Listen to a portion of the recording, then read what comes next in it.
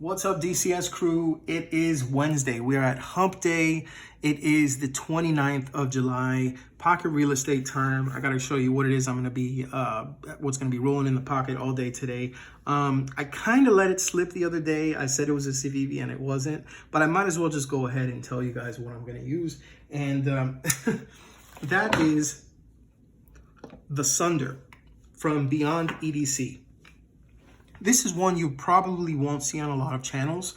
Love the Knives might actually have it. And there might be a few other ones because this is one that comes from a company that has kind of flown under the radar a little bit. And before I talk about it a little bit more, let me just kind of show you a little bit what the knife looks like, okay? This is the side profile.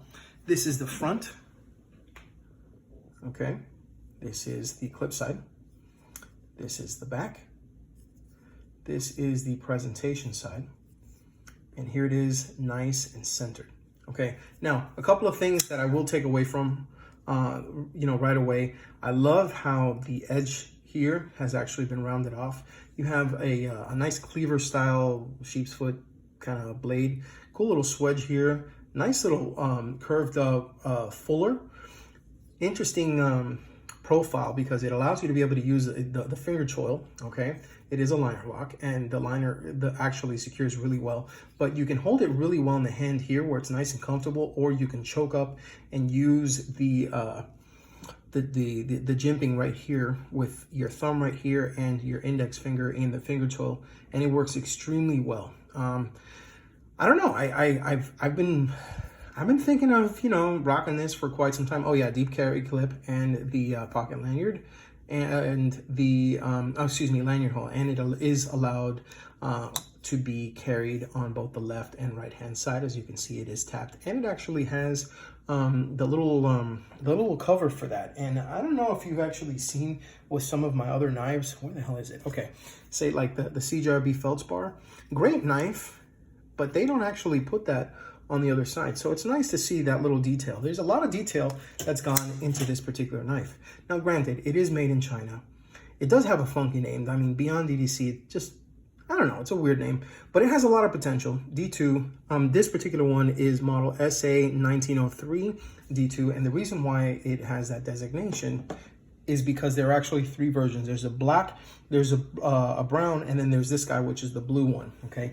These are actually gonna be, they are currently on sale on Blade HQ, all three versions for just under 45 bucks, which I think is a pretty good deal. And it's a very aggressive pricing range to be able to put them basically in a category with the CJRBs, the Ontario Rat 2s and 1s and D2, the SE Avispas and the Zancudos and D2, the Civivs, that sort of thing. And yeah, I mean, it's got a lot to prove.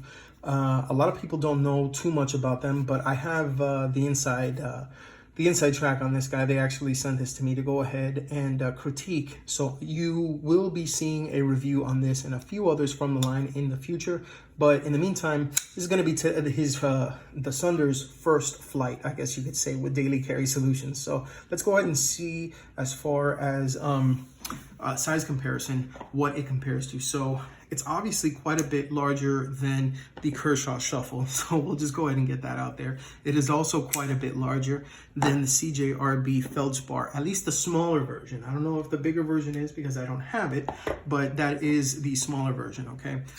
Speaking of knives and Chinese knives that really don't get a lot of recognition right now, this is the Rake P108 SF. That's the satin finished Rake Knives P108, and here's the Civivi Dogma right next to it. It is a little bit bigger than the Civivi Dogma, which is kind of surprising because it feels pretty good in the hand, considering it's a bit larger. I guess it's how it's held, right? And this is the Reich Thule, the Integral G10 in 154 cm steel. This is the Concept Knives Sprite in titanium with S35BN and carbon fiber inlays. And I've actually said that for a couple of days and a couple of times, and you haven't really seen the carbon fiber inlay. That's the carbon fiber inlay, by the way. Really, really nice marble carbon fiber. And yeah, so there you have it. So this is a nice cleaver style stonewashed D2 blade. There are a couple of things that I would kind of change if it were up to me. Number one, I would want to skeletonize the liners inside. Number two, I'd probably change the G10 backspacer for something in a different color, maybe in black or, you know, some type of variant. I like the fact that the pivot is actually plain, and I like the fact that this is tapped for left or right deep carry, and it actually has that little shield for that area where the secondary screw goes for the pocket clip. The pocket clip is deep carry and it is recessed into the handle, but the screws are not. Maybe I can show that there, as you can see. Companies like ProTech have actually learned that that is the right thing to do. And just as a demonstration, that is the pocket clip on my my SBR. Great little knife, by the way. So there are companies that get it. Now, granted, this is a little bit more in price than this guy. We're talking about $45. We're talking about $190 for this configuration. So yeah, I'm sure that a lot of that, you know, a lot of that styling and a lot of those trips, you know, it translates into the price. But in any case, there's a lot of potential in this guy. So I'm going to go ahead and put this in the pocket. Yeah, and just remember, guys, whether it's beyond the EDC or any of the other Chinese variants, hell, you could even have a ProTech, you know, that's made here in the USA. Just remember, if you EDC, think of DCS.